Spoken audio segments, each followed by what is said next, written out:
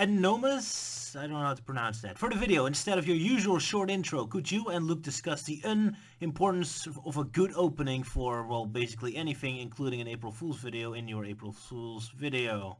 Well, intros are necessary to avoid confusion and lead the audience more comfortably into the tone, purpose, and rhythm of the video, which, thanks to your question, I completely ruined with this video. It feels uncomfortable to start a video by immediately jumping into it, like I just demonstrated with this video, or is it just me? Then again, one of the rules I had with my own Dissected series is that we rarely, if ever, have intros that last longer than 30 seconds, so to a degree I do want things to get moving quickly.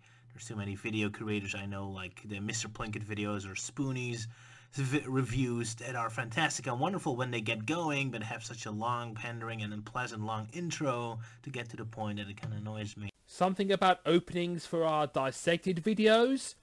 I think this is about how we usually open our videos in a comical way, like how I reference Brexit or Awakening from a Dream. In fact, I don't think we actually have our own title sequence.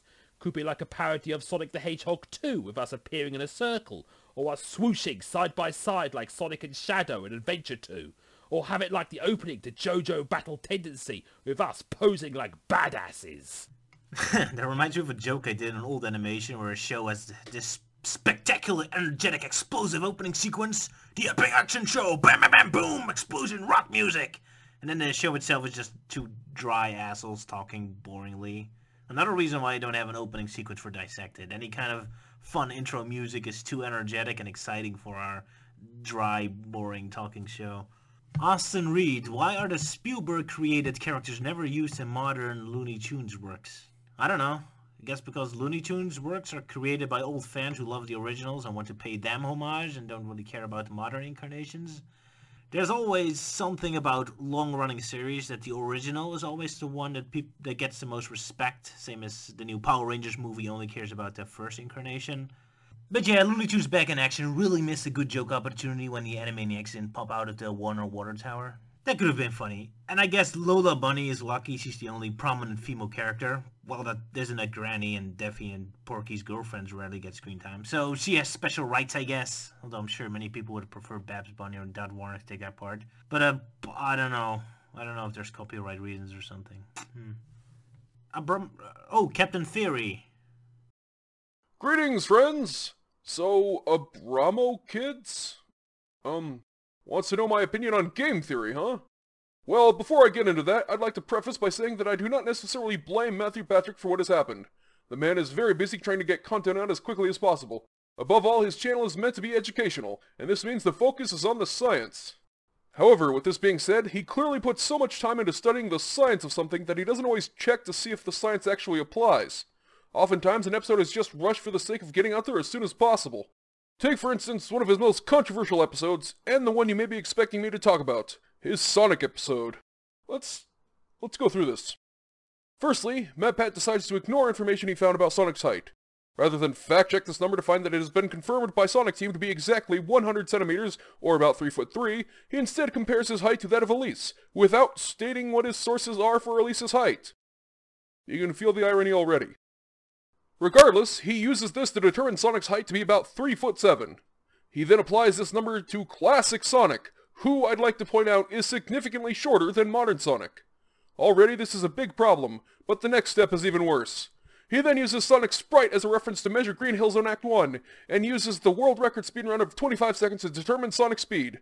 The biggest problem here is that he measures Green Hill Zone with a straight line, as opposed to Sonic's route. Now, to MatPat's credit, he later admitted that he intentionally rushed the video out in order to make a cheap shot at Vsauce, whom he feared would be a competitor. As ridiculous as this may sound, I can't blame a guy for worrying that a larger entity suddenly entering the same line of work as you might make you obsolete. Speaking of which, after the game theory video, another game scientist by the name of Austin Lockwood, aka Lockston from the channel Noggin, essentially did the same thing to him. I recommend watching his rebuttals. They do a much better job of explaining it than I can get into right now. MatPat is a pretty smart guy, but he can often overlook something so huge that all of his research means nothing, such as spending an entire episode explaining the difference between ferrous and non-ferrous metals, and which ones are used in bullets, to explain why Magneto has been shown having difficulty stopping bullets, only to completely miss the fact that all of the bullets MatPat shows him not stopping were specifically stated in the movies to be made of plastic. Not to mention, Magneto's powers have nothing to do with ferrous metals. Magneto can manipulate any metal because his powers don't actually have anything to do with metal or magnets, but of magnetic fields. Lastly, just to drive my point home a bit, MatPat did a sponsor video for the game For Honor. Wonderful game, by the way. I mentioned earlier that his Sonic video was one of his most controversial, and it firmly held that title, until this video, which has 4 times as many dislikes with only a third of the views. MatPat decided to determine who would actually come out victorious were an 11th century Viking, knight, and samurai to meet in combat.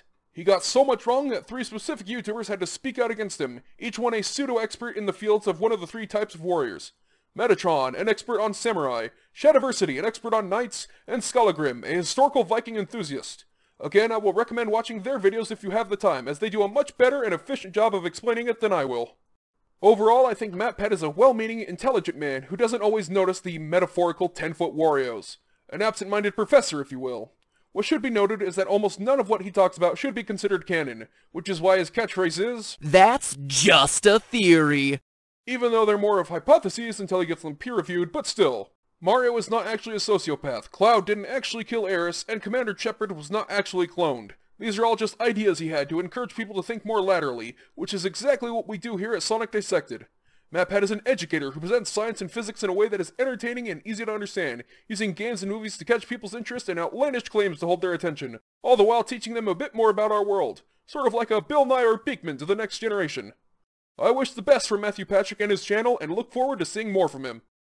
As for me, I tend to think about game theory the same way as I approach a parody. It's just a fun alternative way to approach material, exploring a weird side path, so I'm never really bothered if he gets things wrong. It's just kind of fun. I love his Mario videos especially, because Mario himself is designed to be a neutral, like an empty canvas. Very little lore or emotional baggage, easily applicable in any kind of scenario or game, so having crazy theories about him works very well, I think. But that's just me. 989898878. Thoughts on the YouTuber ranters, skeptics, the social justice warriors, the alt-right, and the retrograde right? Oh yes, let's talk about the alt-right and social justice warriors. Let's fucking do that, shall we? What can possibly go wrong? Just wonderful. Let's step into that minefield. Let's hit that beehive. Let's jump into that shark pool. No way that can backfire. Let's do the JonTron. Let's dance the Sarkeesian. Let's trump the Trump. Let's PewDiePie. Nothing but wonderful civilized conversations will come from this.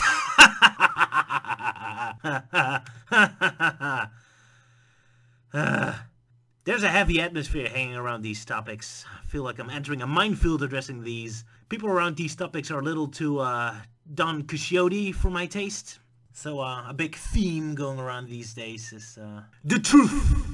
Trust in the media, fake news, real news manipulation, and often those topics are about humans, human psychology, predicting the future, noticing patterns, stuff that's hard to discern a hard truth, but it's a lot of guesswork. Anyway, point is, I'm not much of a truth seeker, I'm a human seeker. I'm more interested in discovering what people are thinking and why, the psychology behind things, than really worrying about whether something is the truth, because I gave up on ever truly understanding the truth.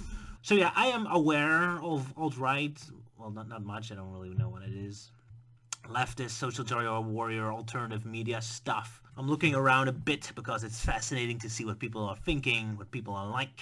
I'm interested in the psychology of the whole thing, tons of interesting things happening, because I sense something's coming. So I would be talking about these subjects as a casual explorer, but the problem is, as soon as you make big statements, you will be expected to talk in terms of hard, cold, immovable facts and truth, which is not really how I approach these things. But you're right, some basic statements on your 3 topics. See if I accidentally trigger a landmine, I will wake up tomorrow to discover I'm accused of being Hitler's personal underage porn provider or something. Right, the skeptic community. The new trend that there's tons and tons of people providing alternative narrative and viewpoints to news stories and holding everyone under skeptical scrutiny. As a concept, great. As execution, depends. There's a large variety of people with all different levels of professionalism and knowledge. Hard to make general blanket statements about them all, and don't want to call out specific names. Just saying it's best to treat them as supplemental material for news stories, more than news sources themselves. And make sure to always check the comments or other videos that might contradict or argue some of their points. Don't blindly follow and fully believe. There's quite a few charismatic snake oilsmen between them. It's a bit of a wild wild west for information gathering, but look in the right place and you might be able to find some gold. There are some very good and clever people among these.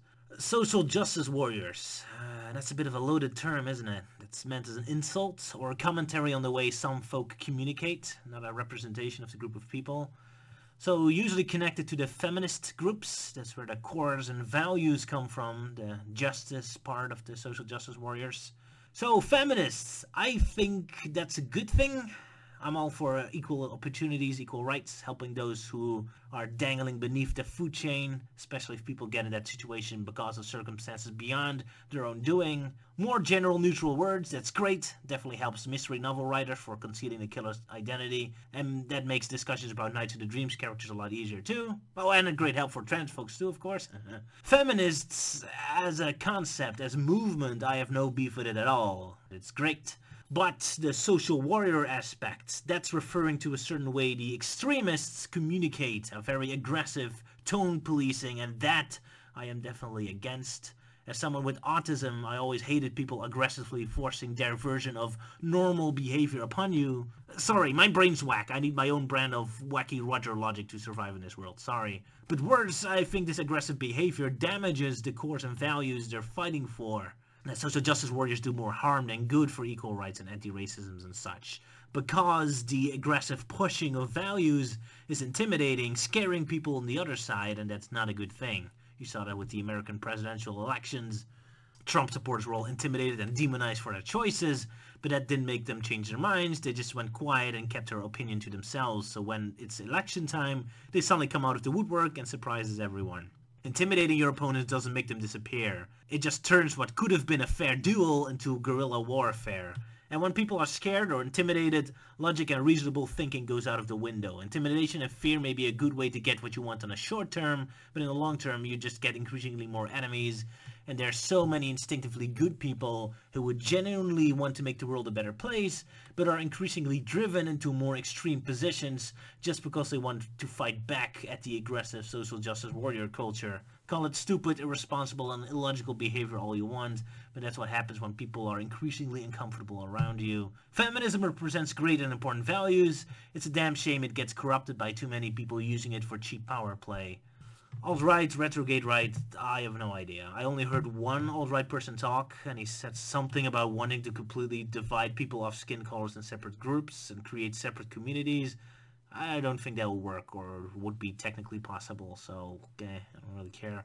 But that was just one person, one guy. I don't know what the full group thinks, but it's too far from my comfort zone of thinking, probably, so never mind. I'm skipping this one. Zer's Editor.